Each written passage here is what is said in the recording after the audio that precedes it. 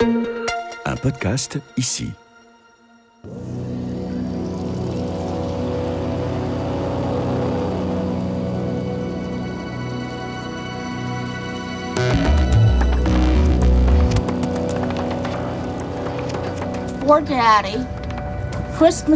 Pour papa, le réveillon n'était pas un moment de fête. C'était le moment de se souvenir, de gérer des émotions profondes et d'apprendre à faire face à la culpabilité du syndrome du survivant. On a commencé à entendre un petit bruit qu'il y avait dû y avoir un naufrage au large de la digue. Mais on ne savait pas quoi. Parce que les Américains avaient lancé un blackout total. Ce qui est très impressionnant et ce qui moi me marque, c'est la taille du bateau. Et on imagine l'impact que ça a pu avoir au moment de l'explosion. Cette histoire a été interdite. Les militaires américains ont interdit à tous les journalistes alliés de faire passer l'information. En 1944, le soir de Noël, l'armée américaine enregistre le naufrage le plus dramatique de la Seconde Guerre mondiale en Europe. Et ça se passe au large de la France, dans la Manche. En moins de 2 heures, 763 soldats perdent la vie dans le naufrage du Léopoldville, un paquebot de 153 mètres de long. Cette tragédie, elle a lieu à 9 km du port de Cherbourg en Normandie. Et aussi étonnant que ça puisse paraître, pendant très longtemps, ce drame reste caché. Quasiment personne n'est au courant.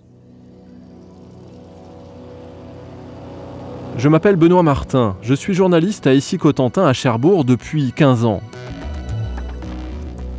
Je dois l'admettre, moi aussi je suis passé à côté de cette histoire incroyable. J'avais entendu parler de ce paquebot et de son naufrage, mais j'étais loin d'imaginer l'ampleur de la tragédie et l'histoire qui a suivi jusqu'à l'inauguration d'une stèle du souvenir en mai 2025. Histoire salée, le podcast ici qui raconte la mer. Le naufrage du Léopoldville, épisode 1, le Titanic militaire de la Seconde Guerre mondiale.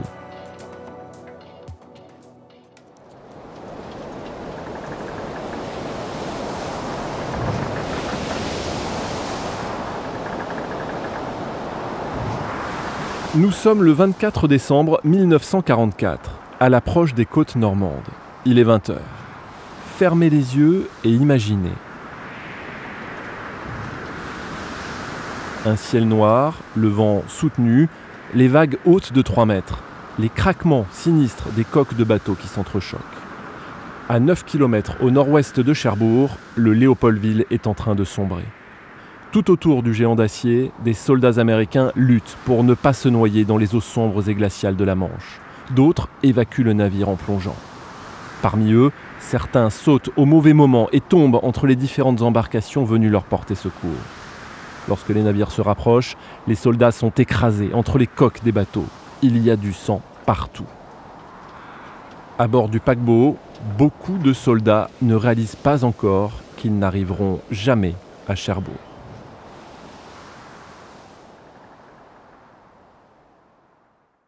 Pour comprendre ce qui a conduit à ce drame humain, il faut d'abord que je vous explique pourquoi ces soldats américains sont en mer ce jour-là à l'approche du Cotentin.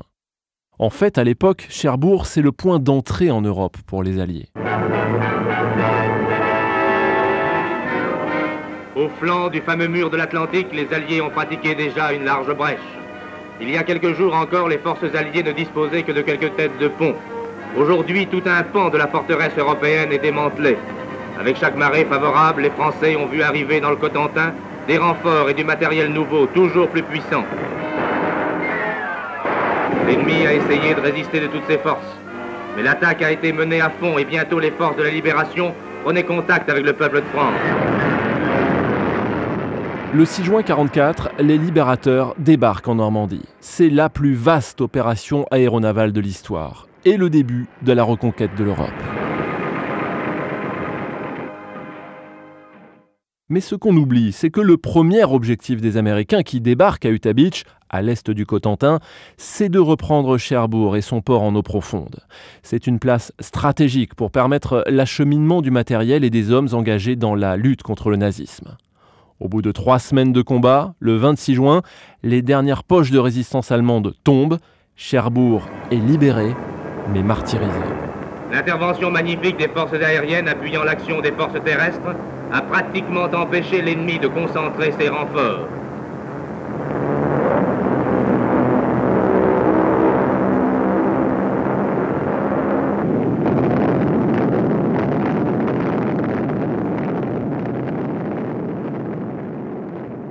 Avant l'arrivée des Américains le 26 juin, les Allemands ont démoli le port. Ils ont détruit le port de manière à éviter que les Américains ne l'utilisent.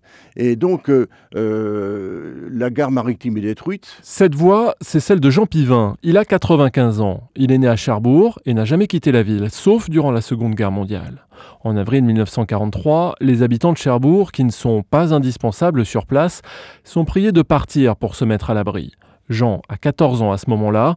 Il se retrouve dans le sud du département de la Manche. Il ne revient à Cherbourg qu'en août 1944, après la libération de la ville.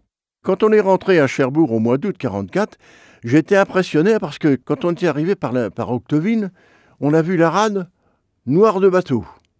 Et on a vu la gare maritime détruite. Donc on découvrait ça, si vous voulez.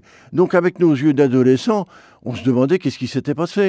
La plage Napoléon, c'était impressionnant. Quand on voit les photos de cette période-là, si vous voulez, il y en avait partout. La plage Napoléon, elle n'existe plus aujourd'hui. Elle était en plein centre-ville, devant la mairie de Cherbourg.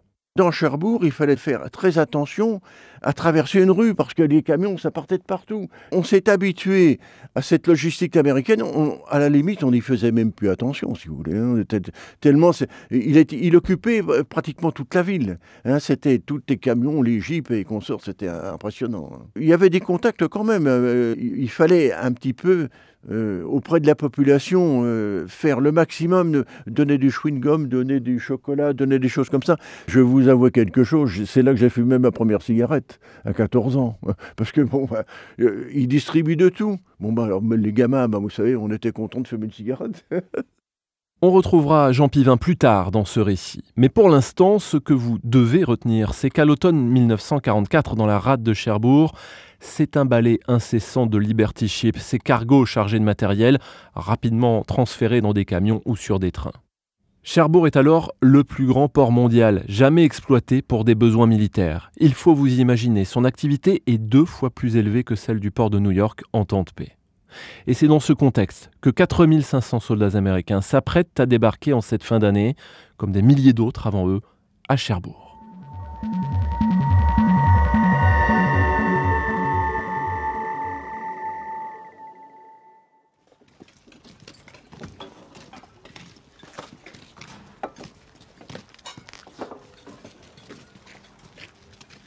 Nous sommes le 20 décembre 1944, dans un camp près de Dorchester, dans le sud de l'Angleterre. Les soldats américains préparent Noël. C'est le premier depuis le débarquement et le début de la reconquête de l'Europe. Ils sont en permission, certains en profitent pour visiter Londres, d'autres écrivent à leur famille. Des lettres dans lesquelles transpire le mal du pays, comme dans ce courrier du sergent Joe Chicon qui écrit à sa femme. Je donnerais n'importe quoi pour être à la maison avec toi, ma chérie. J'ai eu l'eau à la bouche à l'idée d'un bon repas fait maison. Notre nourriture n'est pas mauvaise si tu aimes les œufs ainsi que le lait en poudre. Je ne les aime pas, mais je dois manger. Nous n'aurons pas de Noël blanc ici, ou probablement pas de Noël du tout. Mais nous sommes reconnaissants d'être vivants et en sécurité. Des festivités sont programmées pour le soir du 23 décembre. Seulement, les choses ne vont pas se passer comme prévu. Dans les Ardennes, les troupes alliées sont en difficulté. Les Allemands les font reculer. Le 21 décembre, le général Eisenhower appelle donc la 66e division à la rescousse. Tant pis pour les fêtes, les soldats américains doivent se rendre en France.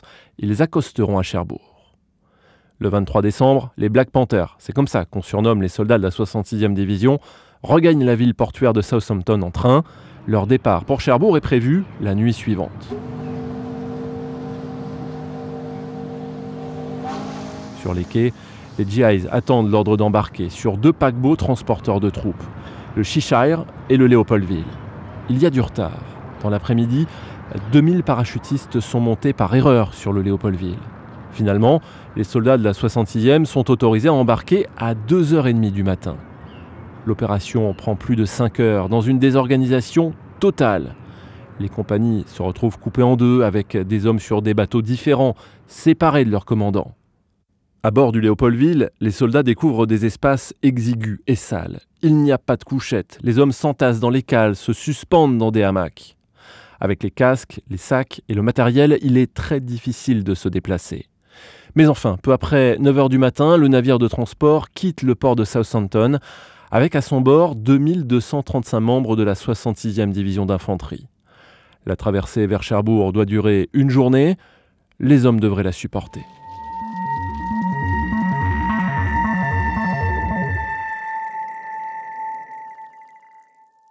À bord du Léopoldville, on croise aussi les membres d'équipage. 120 Belges et 93 Congolais. C'est le résultat de l'histoire déjà longue de ce paquebot.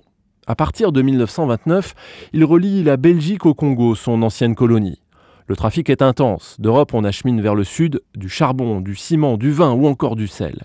D'Afrique, on rapporte du bois, des minerais, de l'ivoire ou du caoutchouc. Le Léopoldville est le 5e navire à porter ce nom au sein de la compagnie belge maritime. Pour la petite histoire, si vous ouvrez la bande dessinée Tintin au Congo, vous allez le reconnaître. Il a servi de modèle au jeune Georges Rémy, que vous connaissez sous le nom d'Hergé. Le dessinateur fait monter son héros à bord d'un paquebot. Vous pourrez vérifier, c'est la copie parfaite du Léopoldville. Le bateau construit aux États-Unis mesure 153 mètres de long pour une vingtaine de large. Il peut accueillir 360 passagers, plus l'équipage et différentes cargaisons. Il est très loin de l'image des gigantesques paquebots d'aujourd'hui qui ressemblent à des immeubles. Pour vous faire une idée, imaginez plutôt le Titanic, en plus modeste.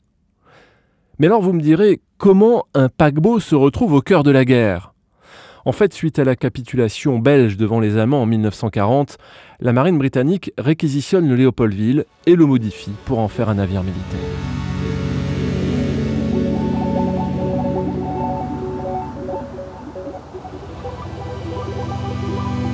Et c'est ainsi qu'au lendemain du débarquement de Normandie, le 6 juin 1944, il fait partie des innombrables navires qui traversent sans relâche la Manche pour acheminer de nouvelles troupes alliées sur le sol français.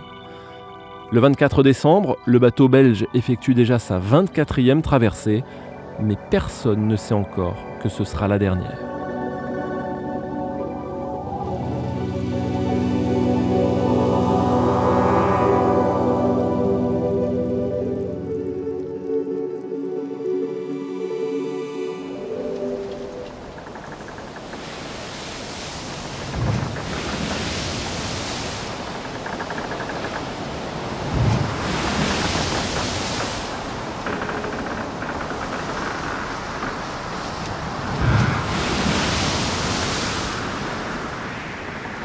En cette veille de Noël, la mer est agitée, avec des creux de 3 mètres. Sur le Léopoldville, l'estomac des soldats est mis à rude épreuve. Et ça n'est pas la cuisine qui va les aider. Le repas servi est infect. Au bout d'une corde, un seau rempli d'une sorte de ragoût vert et puant descend dans les profondeurs du navire à travers les ouvertures de l'échelle. À chaque niveau, les hommes remplissent leurs gamelles. D'autres ont le privilège d'avoir des assiettes, mais sont frappés par la saleté de cette vaisselle. Le soldat Alfred Corty se rappelle. C'était si mauvais que rien que d'y repenser, ça me donne envie de vomir, même maintenant. La plupart d'entre nous ont eu la diarrhée et ont vomi. L'équipage dut mettre des poubelles sur les ponts. Dieu, nous étions malades comme des chiens.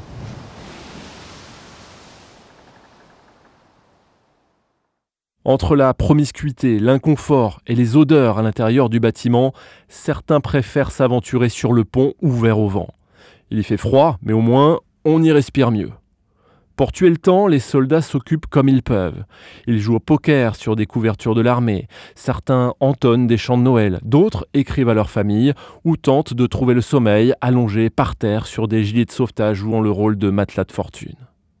Mais il y a aussi l'inquiétude liée au danger de la traversée. Le Léopoldville et le Cheshire, qui a embarqué à peu près le même nombre d'hommes, sont escortés par 3 destroyers et une frégate. Le convoi est complété par 7 barges chargées de matériel et tractées par des remorqueurs. Cette flottille passe difficilement inaperçue sur ces eaux de la Manche extrêmement fréquentées et surveillées. En début d'après-midi, le convoi adopte une navigation en zigzag et des grenades sont jetées pour éloigner l'ennemi. Le destroyer anglais HMS Brilliant vient de détecter une présence sous-marine. Mais le danger s'éloigne. Autre alerte, un peu plus tard, vivement qu'on atteigne Cherbourg. Les heures passent, les côtes françaises se rapprochent, mais la prudence reste de rigueur. Depuis un mois, un sous-marin allemand, le U-486, est positionné dans la Manche avec la mission d'intercepter les convois naviguant vers la France. La veille, il a déjà coulé un navire côtier.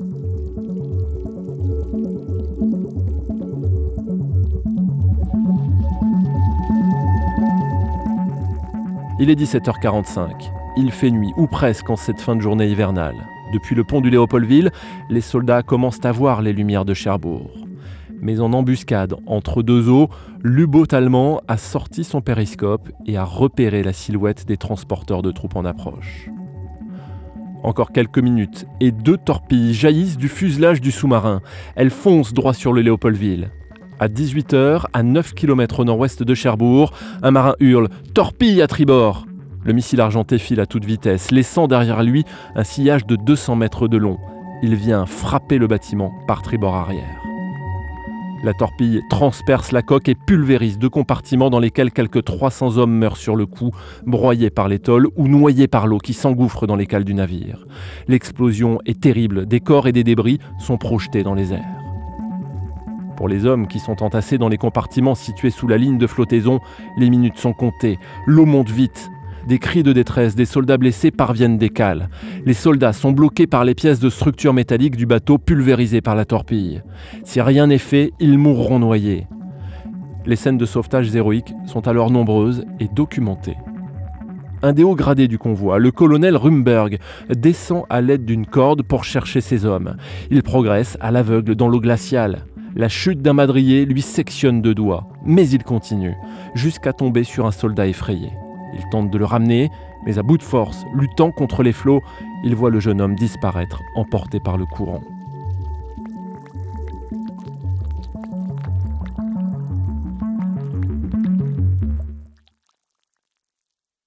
L'explosion a soufflé de nombreux escaliers. À l'aide de cordes, les soldats se hissent d'étage en étage pour atteindre l'air libre. Une fois sur le pont, ils se rassemblent aux points de sauvetage qui leur ont été indiqués.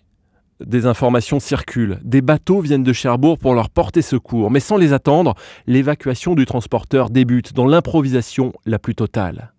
Des canots de sauvetage sont mis à l'eau tant bien que mal. Beaucoup s'éloignent du bateau à moitié vide.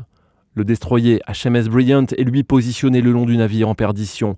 Son équipage encourage les soldats du Léopoldville à sauter par-dessus le bastingage pour atteindre le pont du destroyer. Mais l'exercice est périlleux. Ils sont nombreux à rater leur coup et finir dans les eaux furieuses de la Manche. Beaucoup coulent à pic, entraînés par le poids de leur équipement. D'autres sont broyés par les coques des navires que les flots précipitent l'une contre l'autre.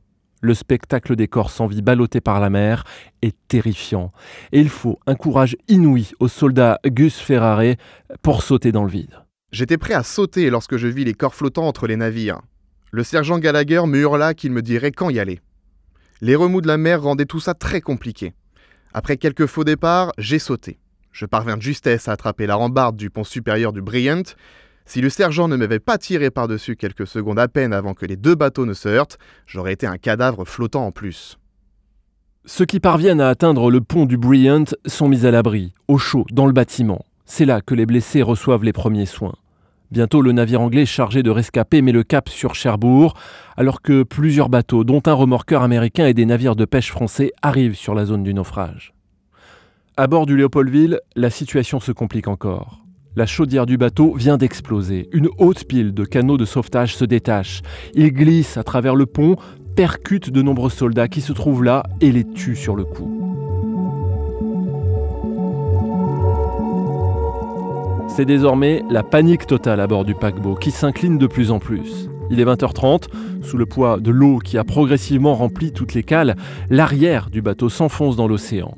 Il s'apprête à disparaître. Tout autour, ballottés par les vagues, dans une eau à 9 degrés, un millier de soldats transis de froid s'agrippent aux moindres débris et tentent d'échapper à l'aspiration du navire. Parmi eux, le soldat Richard Dudka fera quelques années plus tard une description presque poétique de cet instant. Tout devint très lumineux, comme si le soleil brillait. C'était la phosphorescence du bouillonnement de la mer induite par le bateau qui sombrait. Sa poupe a coulé en premier, puis sa proue déchiquetée, dressée comme la statue de la liberté. Ensuite, des bulles ont remonté à la surface de l'eau et tout est devenu calme.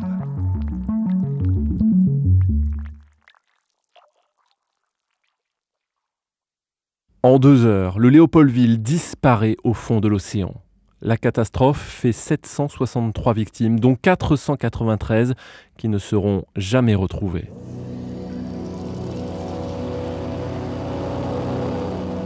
Dans le second épisode de ce podcast, vous allez comprendre pourquoi ce naufrage est le résultat d'une accumulation d'erreurs humaines. On voyait les Américains qui célébraient à chaque anniversaire à Omaha Beach, à Utah Beach et tout ça, qu'on ne parlait pas du tout du Léopoldville. Je ne comprenais pas qu'on ne rende pas hommage à ces gens-là. Et pourquoi tout a été fait pour tenter de cacher ce drame pendant près de 40 ans aux yeux du monde entier.